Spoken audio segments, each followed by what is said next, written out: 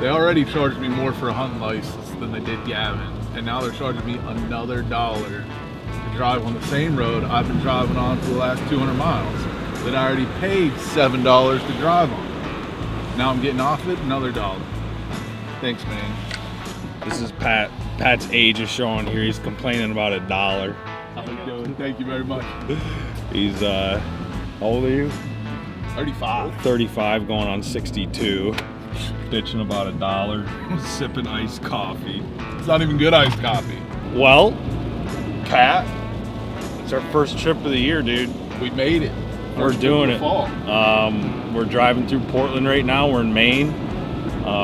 Itinerary is island whitetails in the morning, bears in the afternoon. Headed up with our buddy John Varnum from Marsh River Outfitters. John guided my moose hunt back in 2016. If I can dig him up, I'll show you guys a few pictures. And then in return, he drew a tag in 2020, and I filmed him kill his moose with his wife, who was pregnant with their 2 or 3-year-old, I don't know the math, 4-year-old, jeez, wow. Rue, who's now gonna be up at bear camp, so you guys will get to see him.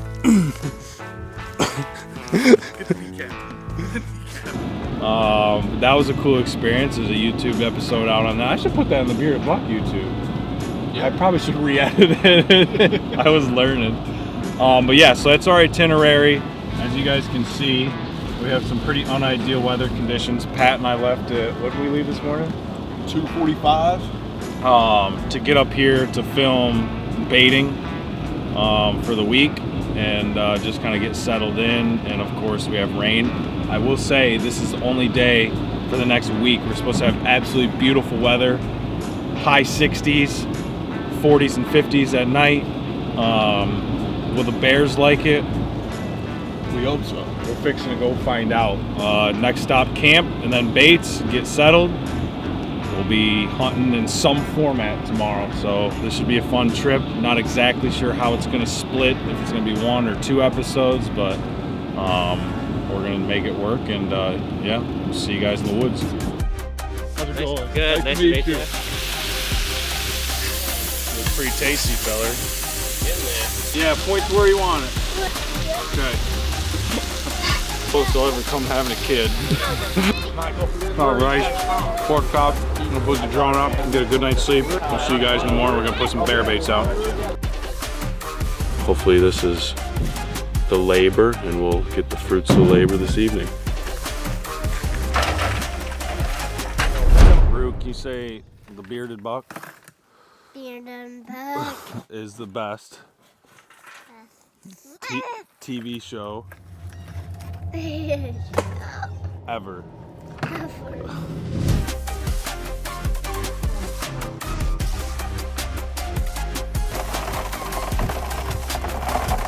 Fling some meat sticks.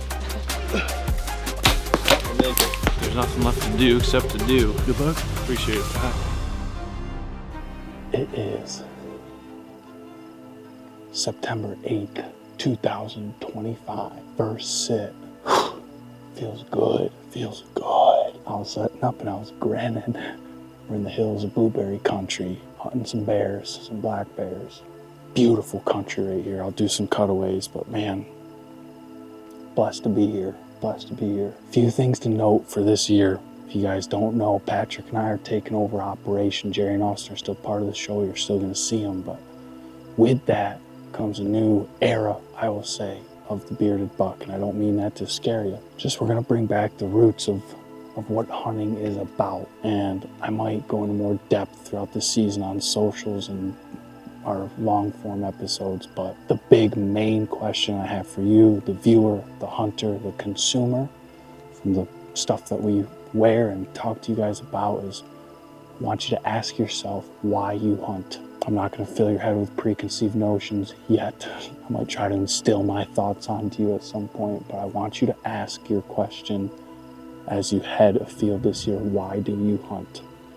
It's a big thing. I think the outdoor industry and people within it, I think they have lost their true and right reason for why. So I'm hoping to bring those true core values back. But other than that, we're in the tree. Everything feels good. Everything feels good. Got some notable gear I'm going to talk about this week. Got some new updates on our apps, and we got all sorts of goodies we got to talk about, but we're in a tree, feeling good. Nothing happening so far here. I don't know what Gavin's doing. I really don't have cell phone reception in here. We're still about 40 minutes of light left. So we'll see what happens here. Nothing tonight. We'll give her hell tomorrow.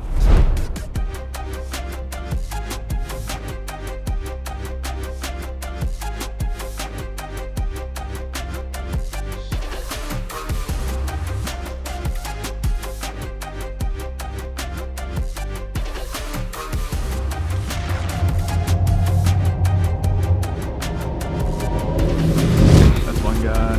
You already ripped off one of his tentacles up. Get in there, slop all that up. Yeah, there we go.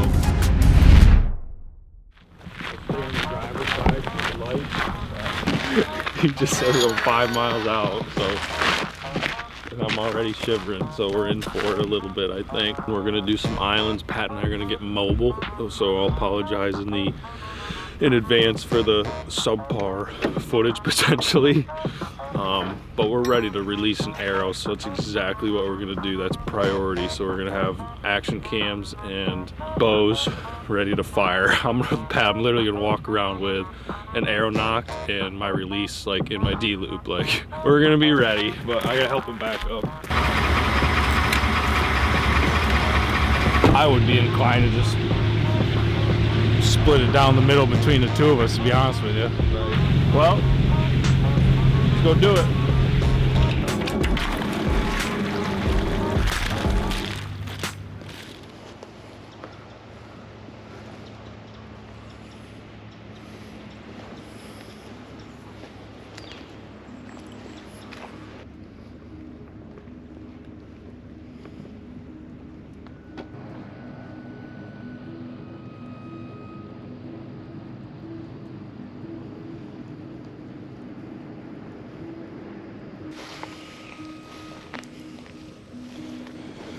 This spot looks just as good as any.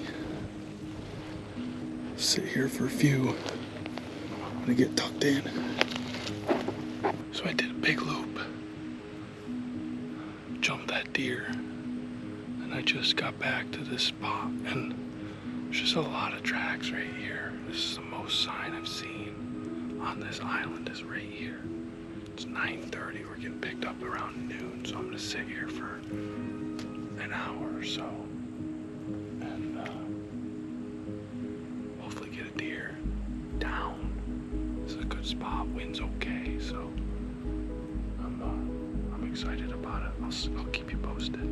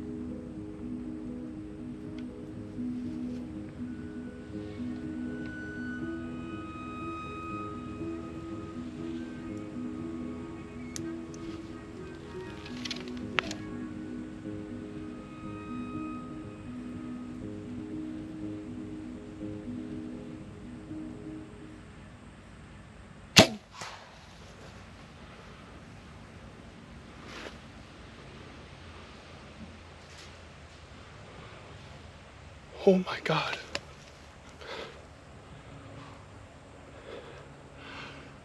Oh my God. I just shot a buck. I just shot a velvet buck on a freaking island in Maine. Oh. I saw next to there was some good blood. Good blood. I don't even know what to say right now. Pat, dude, I just shot a velvet buck, dude. Heck yeah, dude. I just freaking shot a velvet buck, dude.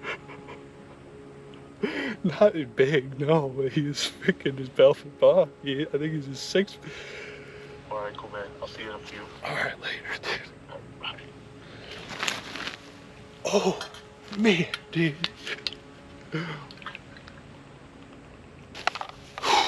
Alright, so here's the deal. Pat's coming. I'm gonna be a little patient and might let him sit for a little bit, not 100%, and we'll pick up the track. Are you kidding me, man? Fuck yeah, dude.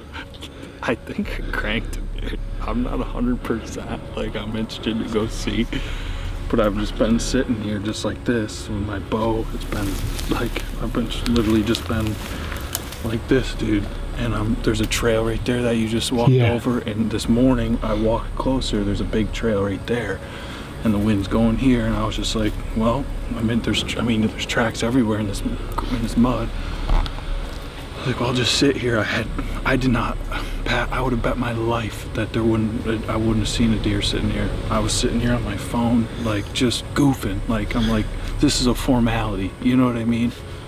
And I look over, and there's a doe right there, already through my lane, because I wasn't paying attention. And I'm like, oh, man, and as soon as I look, she does these, and I'm like, great. So I'm like looking at her, and all of a sudden I look behind her, and there's a velvet buck sneaking up the shoreline. And I'm like, look at where I'm at, dude. And I like see a velvet buck sneaking up the shoreline, and I'm like, all right. So he comes up and kind of stops. She's looking, he has no idea what's going on. And I'm like, what do I do? And she turned and stomped and did one of these, and I'm like, oh man, like, the gig's up, you know what I mean? So I literally was like, well, I can either wait and hope that she calms down, which she's not gonna, and I could only see his neck and maybe a third of his body through this tall grass, and I literally just put that, I found the grass line, and I just put it a little bit below, and I watched the arrow 30 yards even, hit him good smack, and then he bounded. He wanted to go left, and then he went right, because I think the doe went right, but when he angled left, I saw blood coming out the exit. So like, I'm like, unless it's like way back, but dude, I'm not trying to manufacture things, I'm still shaking. It looked like bright red blood. Like, I think I freaking double lunged him. Yes. I think he's dead. Heck yeah, man. This is where the shot occurred. This is where Gavin's at in here. Right here. Man. That's freaking crazy. Well, let's give it a few minutes and see if we can't go find this deer. Oh, he's spraying. Oh yeah. Dude, this is, so 30 yards is right where that driftwood is. So this is like almost on impact. Oh, dude, look at this, my arrow.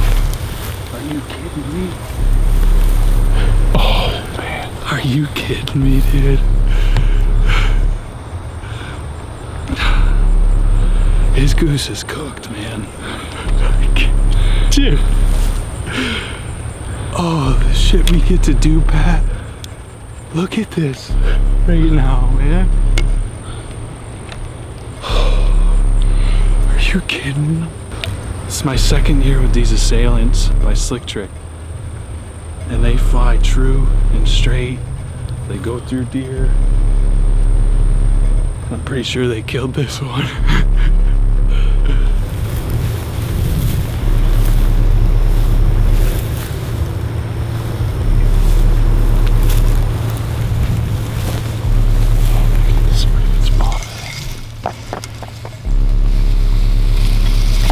It's not him right there, is it, Pat?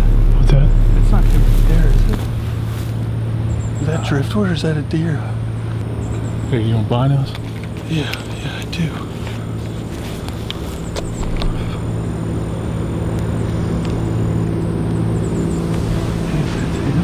That's him? That's him, dude. He didn't go 50 yards. That's him right there, man. Are you kidding me? I can't even begin to tell you what's going on in my head right now, dude. Like, I feel... That deer didn't go 50 yards. I smoked him. Yeah, I smoked him, Pat. that deer was dead as soon as the arrow hit him. God. Patrick and I have been hunting so goddamn hard this week. 3 a.m.s, hour boat rides, over bear baits, hour away, like 4 hours of sleep, and nothing, not a sighting to show for it. And that makes it worth it right there, dude. Pat, this is just as much, Dude, this is just as much you as just me, seriously. Seriously. it's been a tough week, You and I both have been doing this. but that makes it all worth it right there. This is our deer, dude. Let's go get that. Hell yeah. son of a bitch.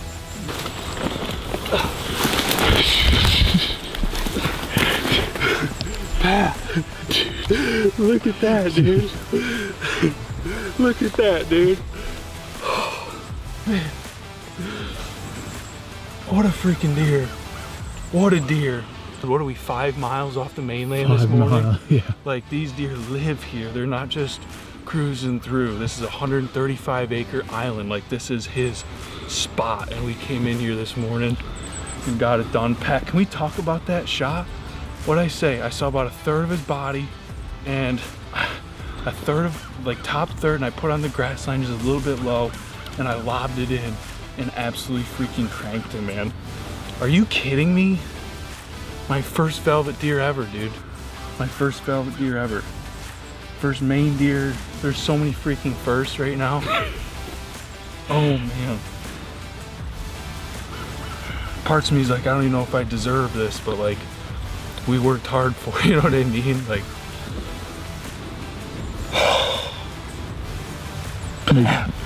Makes it all worth it right there. boom, baby. Boom. Let's go kill a freaking bear tonight, dude. We gotta get him out and go kill a bear.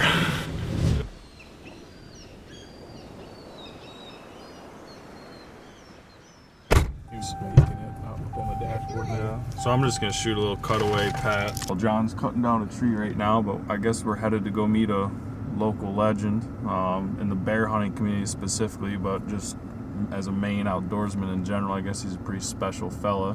What was his name? Galen Rulin, which evidently Rulin is looking at me as he's named after him. So I guess he's famous enough to get some kids named after him, so that's pretty cool. We're excited. I guess he's got some big deer and some bears and even better stories, so we're gonna go meet him and see if we can't get some luck to rub off on us, some skill rather, not luck. I guess he's earned the skill, but we're excited.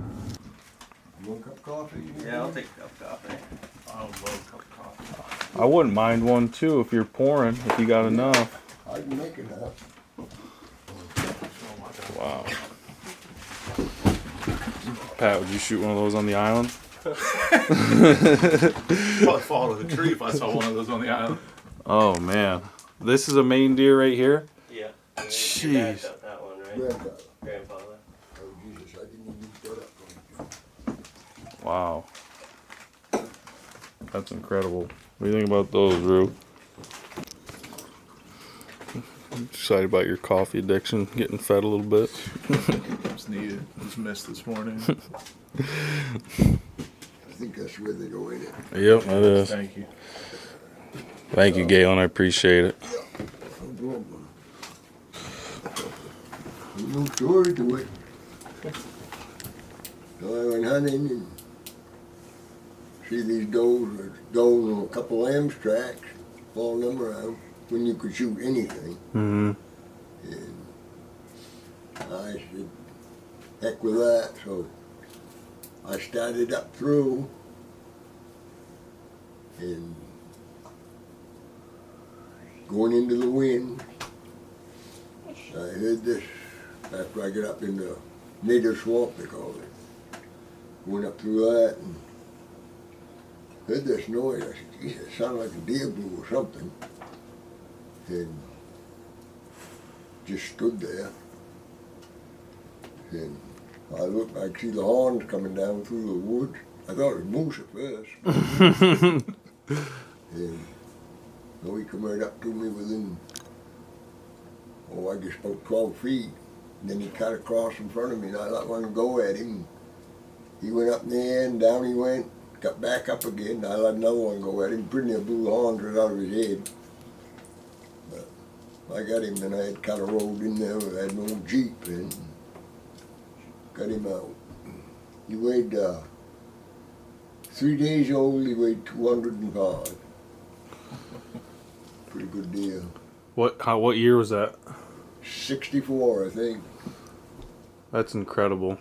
I was just telling, when you were making coffee, I was just telling him, I was like, man, that deer should be in a book somewhere or something, I feel like. I think at the time when of course they changed the Boone and Crockett and lowered it, but when I had that one, I think he was 16th all time in the state.